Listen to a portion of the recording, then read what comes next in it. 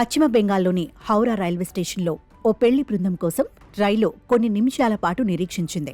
పెళ్లి కొడుకును మండపానికి సమయానికి చేర్చేందుకు రైల్వే శాఖ ఏకంగా ఓ రైలు సర్వీసును ఆలస్యంగా నడిపింది. అయితే ముంబైకి చెందిన చంద్రశేఖర్ వాగ్ అనే వ్యక్తి పెళ్లికి గువాహటిలో ఏర్పాట్లు చేశారు. అతడు 34 మందితో ఈ నెల 14న ముంబైలో బయలుదేరి 15న హౌరాకు చేరుకోవాలి.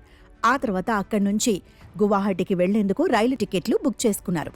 సాయంత్రం 4 గంటలకు బయలుదేరే హౌరా గువాహటి సరాయ్ఘాట్ ఎక్స్ప్రెస్లో వారు తదుపరి ప్రయాణం కొనసాగించాలి. కానీ హౌరా చేరుకునేందుకు వారు ఎక్కిన గీతాంజలి ఎక్స్ప్రెస్ 3:30 గంటలు ఆలస్యమైంది.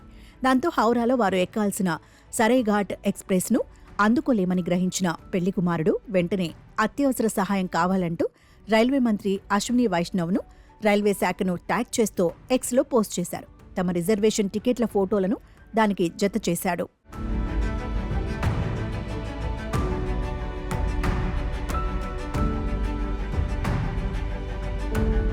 అయితే అతడి పోస్టుపై స్పందించిన రైల్వే శాఖ గీతాంజలి ఎక్స్ప్రెస్ వచ్చే వరకు హౌరాలో సరైఘాట్ ఎక్స్ప్రెస్ను వేచి ఉంచింది.